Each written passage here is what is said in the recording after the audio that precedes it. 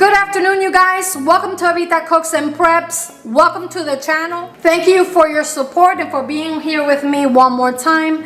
Today I have more of a prep video, more or less. It is a video geared towards a recipe that is going to be coming up very soon. At least once a week, I like to do a run through my pantry and do an inventory of the items that I'm running low. And condiments are at the top of the list, and over the counter I have some of those condiments that I use regularly, and I figure I will talk to you guys a little bit about what I've been doing over the past few years to combat some of that painful inflation that we've been experiencing over quite some time right now. Honestly, inflation is one of those things that I think we all talk about, and I think the majority of us understand that we are definitely in a food crisis, and we're having to spend a lot more money to buy some of the common ingredients that we use for our cooking. So today I'm going to talk to you about one of those ingredients and what I've been doing to save a little bit of money on the back end. We use a variety of condiments that are base to most of my recipes, one being the achiote or annatto seed oil. I have two, maybe three ways that I make annatto seed oil. I'm currently working in a book that I'll be putting together, and some of those traditional recipes that I've shared with you guys at the request of several of you that have been asking when I'm going to be coming out with a cookbook. So for those of you that have been asking, I am working on that. I'm not really sure how long it's going to take me to put it together and at what point I will be able to stop, but just know that it is work in progress. Besides the annatto seed oil, the sofrito criollo is definitely another ingredient that we keep in our pantry, in this case in the refrigerator. This is the fresh sofrito criollo that I made today, and check that out. And this is the base to, like I said, a lot of our recipes. I already have the recipe and videos for the annatto seed oil and the sofrito criollo. In fact, I have several videos for both of them, and I'll make sure I leave the links up in the top of the video where the tabs are, or below the video in the description box. So today what I've prepared for you is the method that I've been using to make another condiment that is a must-have, and I really can't run out of it in my kitchen, and that is tomato sauce or cooking sauce. Honestly, I have been using this particular sauce, which happens to be my favorite brand. I'm not sponsored by them, but this is what I grew up using, and I watch my mom use it all the time. Therefore, it is my brand of choice. However, two reasons why I decided to make my own is because, number one, this one's loaded with things that I'm not too sure I want to be ingesting, and number two, since 2018, maybe 2019, the prices of this particular sauce have skyrocketed. In fact, I used to be able to pick up 4 cans of these for under $1, believe it or not. Sometimes 3 for $1, but even then it was better than what it is today, which I believe, depending on where you shop, you can't pick these up for less than 75 cents a can, which I think is ridiculous. So if you're like me and you're looking to save some money on your groceries, or perhaps make the condiments that you use regularly without the coloring and the additives, come along with me, and I'm going to show you how you can make this tomato sauce for a fraction of the price. We are going to be using the tomato paste. I'm using the Great Value tomato paste. Honestly, I've used several of them, and I seem to be a lot happier with the end results that I get with this tomato paste. You can use the tomato paste of your choice.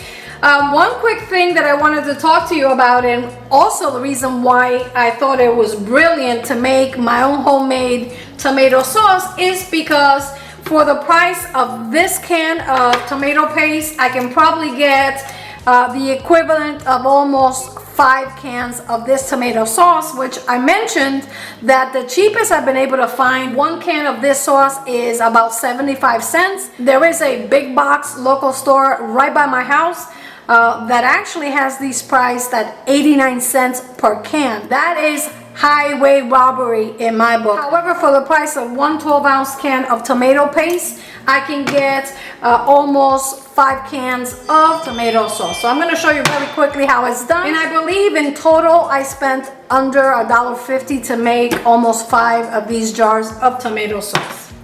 Okay, so for the recipe, we're going to need obviously tomato paste, which is the base of the sauce. The recipe I'm giving you guys is for 1 can of tomato paste, but keep in mind that if you want to can your sauce, you may want to duplicate or even triple the recipe like I'm going to be doing right here. So in the description box, I'll leave the full recipe for 1 can of tomato sauce in the event that you want to make just 1 can. And I always like to wipe the tops of my cans. This is something that I learned from mommy. We have no way of knowing whether or not any pests crawled on the cans in the supermarkets. So I have a little rag with a little bit of vinegar and just a couple of drops of bleach, and I always run it through the tops to clean them before I open the cans. That's optional, but it's actually very good practice, and I'm glad that I picked that up from mommy. The tomato paste I'm using expires in 2025. This is going to ensure that since I'm going to be canning my tomato sauce, it'll be good for at least 1.5 years or so. That's also very important to keep in mind. If you're going to be making the sauce to can it, use tomato paste that has an extended shelf life. The recipe is so easy that you can adjust it with no problem. So I figure I will give you guys just a single can recipe, and then you guys can do with it as you please. I like the color and the texture of this tomato paste. This one seems to work perfect for me, so I've stuck with this one for quite some time now. And also because you get a better value for your money with this particular brand. I think that for the quality of the product that I'm getting for $1.22, you can't go wrong. And this process starts with the tomato paste in the skillet, and I've not turned on the stove just yet. I'm going to start diluting it with the water. As you know, I write all my recipes, and when I started testing this recipe, I wanted to offer number 1, a better value for what you can buy in the stores. Also, I wanted to come as close as possible to the original sauce. The sauce that my mother always uses. This one is a Spanish style sauce. This is a seasoned sauce. And when I researched the different types of seasonings and condiments that they use in Spain, I came across a few ingredients that are the common denominator in their sauce. For the first few minutes, I'm going to be keeping it on medium-high and stir constantly until it comes to temperature.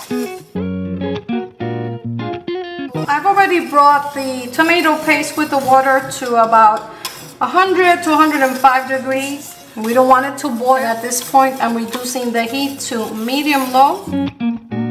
The seasonings are very basic, and they are organic granulated garlic, and I'm using my homemade granulated garlic as well as my homemade granulated onion.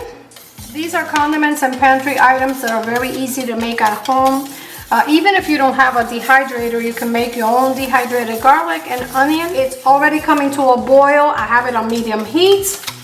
And I'm also going to be adding some Redmond real salt. As you already know, Redmond real salt is my salt of choice. I'm also an affiliate with them, and you can get the discount code in a pinned comment below the video and in the description box below.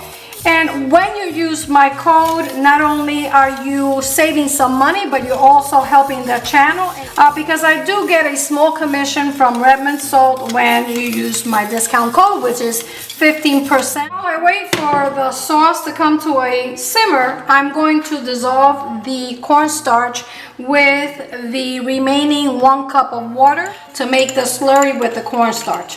Okay, now you don't want to add cornstarch straight into the hot sauce. It's always a good idea to dissolve it before adding it to the sauce. Looks like we're ready.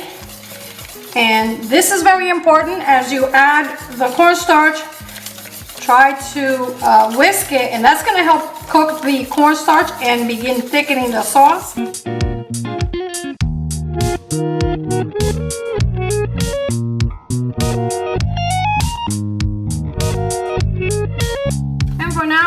have to do is simmer it for about 7 to 10 minutes until it's thickened and the cornstarch is cooked.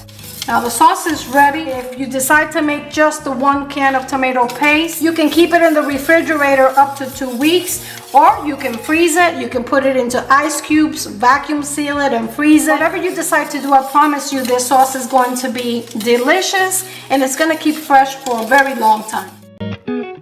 Look at the consistency of the sauce. Keep in mind that the sauce is still warm, and once it cools, it's going to thicken a little bit more. And if you put it through a canning process, it might evaporate and thicken even more. So keep that in mind.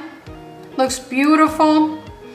If you want to counteract the acidity of the tomatoes, you can mix in some sugar and baking soda. That's going to help balance the pH of the tomato. Look at that. It is beautiful. Wow. Let's see. Yummy. Delicious.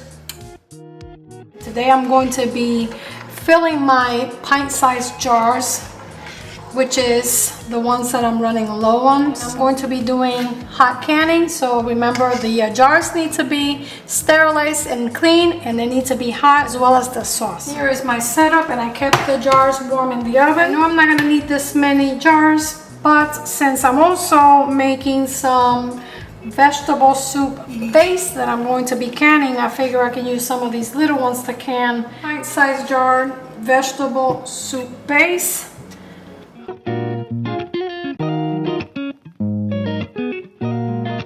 We want to leave about a 1-inch head space. This is not that hot, so let me see if I can work a little faster. I want to keep the sauce nice and hot as I'm packing it. Look at that lovely color. The sauce looks amazing. Smells incredible too, I gotta say.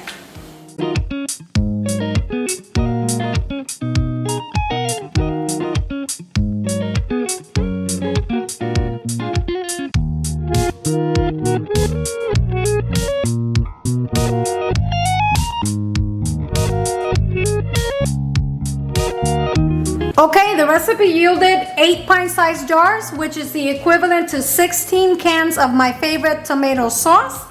Each of these sauces is 8 ounces, and I was able to fit 16 ounces of sauce on each one of these jars. Essentially for $3.66, give or take a few pennies for the seasonings, I made 16 cans of my favorite tomato sauce, which to me is a bargain, especially since these are about 75 cents per can. Do your math, let me know your thoughts. Here's what my favorite tomato sauce looks like. I'm going to be opening this one that I've made on November 30th, okay? Now, like I said, I do make them in different sizes because depending on the recipe that I'm using it for, I need more or less of the sauce. This is one of the ones we made today, and these are going to be canned in just a little bit. But I wanted to come back and show you guys what this one looks like because it is the one that we made a couple of weeks ago, and I want you to see what it looks like. So the difference between my sauce and the commercial sauce, number one is that you get more for the money. Number two is free of dyes and colorings and additives. And number three, you know exactly how it was made and the ingredients that were used to make it. If you're like me and you're looking to eat a little bit healthier and be able to control what you put into your body, this is the way to go. Again, if you don't have the time or the patience to make them, this happens to be a very good brand, but unfortunately, it's too expensive these days. And as I demonstrated with under $4, I made the equivalent of 16 cans of the leading brand of tomato sauce. So there you have it. This is what our sauce looks like. I'm extremely excited and happy with it. I've been using my homemade sauce for a long time already, but I still like to keep this one on hand just in case I run out of my homemade sauce. Or maybe, just maybe, if my mom is visiting, I know I have to have her favorite sauce on hand. Other than that, guys, I hope you enjoyed this tutorial. And if you enjoyed this tutorial and you want to see more, make sure you let YouTube know that you enjoy this content and that you want to see more.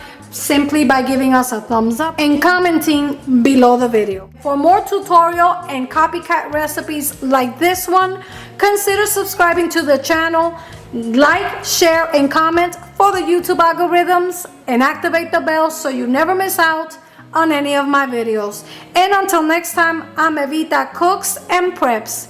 Bon appetit! You really have to try it.